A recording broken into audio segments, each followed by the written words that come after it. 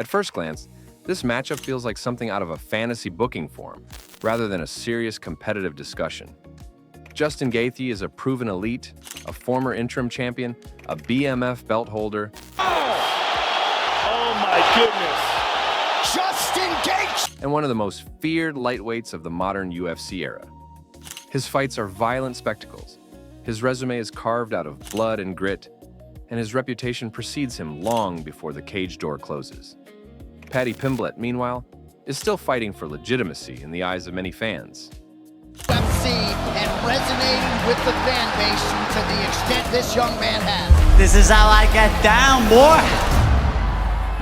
To some, he's a charismatic entertainer who talks loud, celebrates louder, and benefits from favorable matchmaking. So, why even entertain the idea that Pimblett could beat Gaethje? Because MMA is not boxing. It is not a sport where rankings, records, or reputations guarantee outcomes. It is a sport built on chaos, timing, and vulnerability. And when you analyze this matchup beyond surface-level narratives, you begin to see something unsettling for Gaethje supporters. In over 30 professional fights. It looks like he is out. It looks like he is out. This fight contains exactly the kind of variables that have historically troubled him.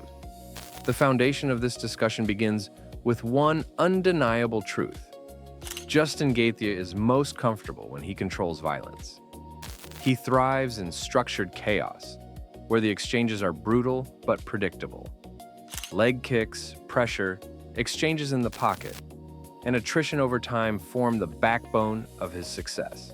Who is next? What he does not thrive in is disorder that he cannot dictate.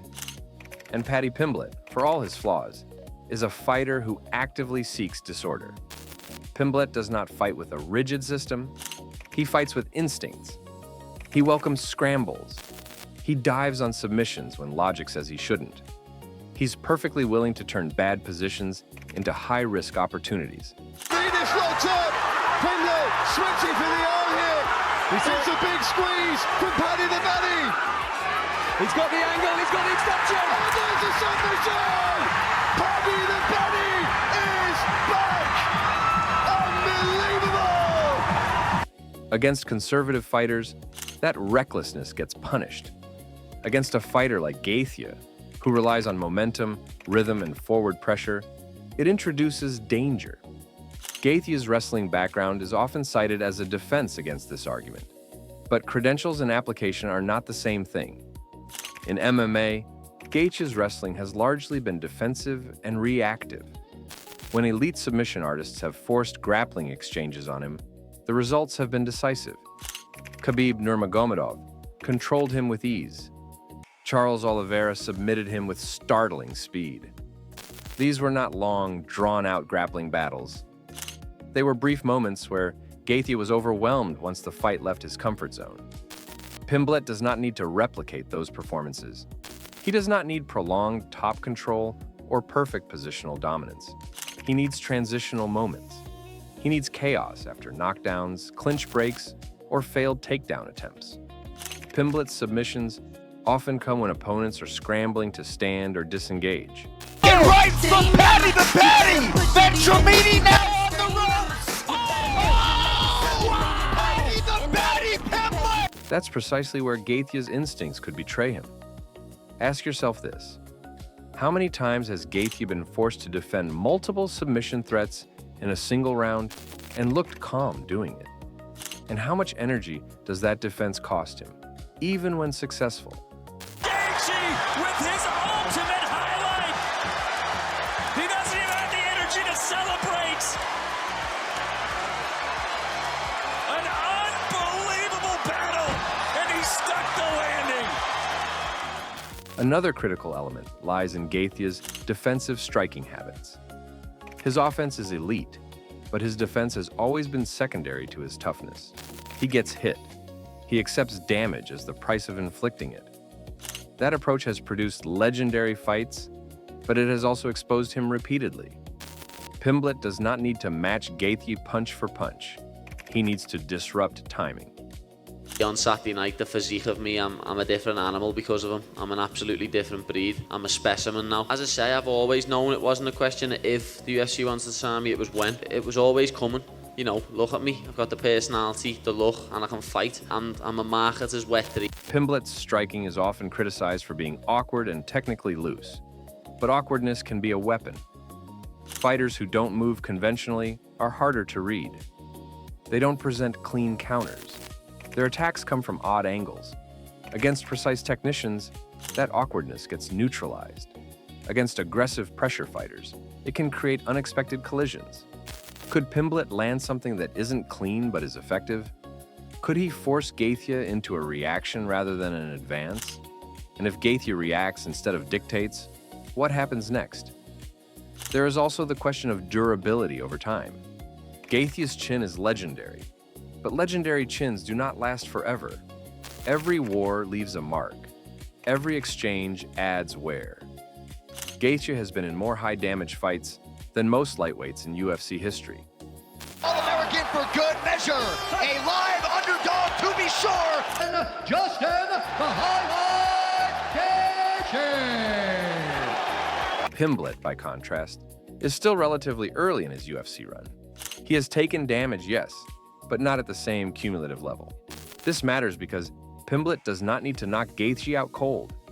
He needs to hurt him enough to force hesitation, enough to create openings, enough to slow reactions for just a moment. In MMA, milliseconds matter. Pace is another overlooked aspect of this matchup. Gaethje is explosive, but his explosiveness is costly. His fights are emotionally and physically draining, even when he wins decisively. Pimblett, while defensively flawed, has repeatedly shown the ability to fight through adversity and maintain pressure deep into fights. He accepts suffering as part of the job. Imagine Gaethje unloading early. Leg kicks land. Big shots connect. Pimblett looks hurt, maybe even rocked. But he survives. He clinches. He scrambles.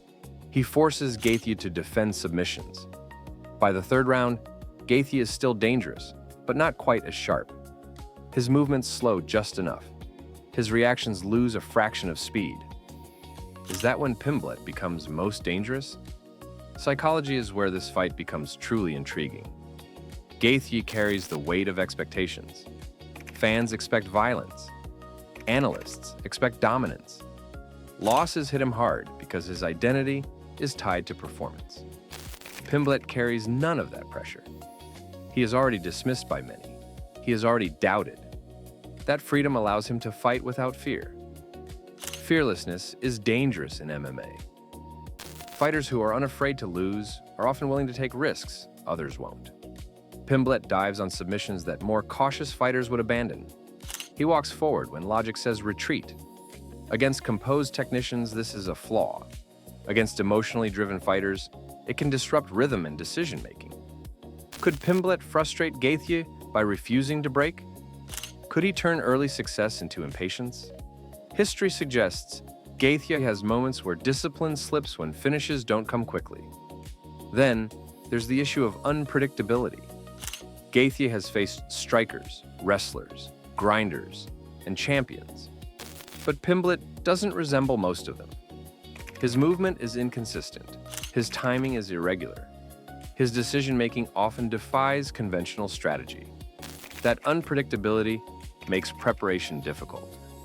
How do you simulate a fighter who welcomes chaos? How do you replicate someone who is comfortable being uncomfortable?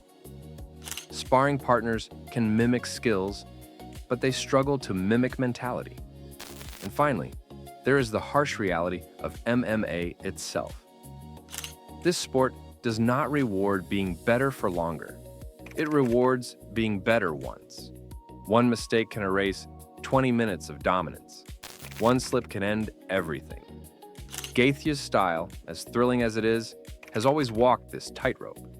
Pimblett's entire game is built around exploiting moments. He does not need control, he needs opportunity. And Gaethje's aggressive approach has always created opportunity for himself and for others. This fight would not be about elegance or technical perfection. It would be about chaos versus control, about opportunism versus dominance, about whether discipline can withstand unpredictability. Would Gaethje still be the favorite? Without question. Would Pimblett need things to go his way? Absolutely. But MMA history is filled with fights that followed this exact script, where a more accomplished fighter lost because they gave the wrong opponent one opening. The real danger for Justin Gaethje is not Paddy Pimblett's hype, haircut, or personality. It's the fact that Pimblett does not need 5 perfect rounds. He needs 1 imperfect second. So the real question isn't whether Paddy Pimblett should beat Justin Gaethje. The question is whether Justin Gaethje can fight a flawless fight from start to finish against someone who thrives on disorder. And if he can't, will Paddy Pimblett be ready when chaos finally wins? That's why this matchup is far more dangerous than it looks, and why in mixed martial arts, no outcome is ever as impossible as it seems. Thanks for watching. Don't forget to like and subscribe to our YouTube channel.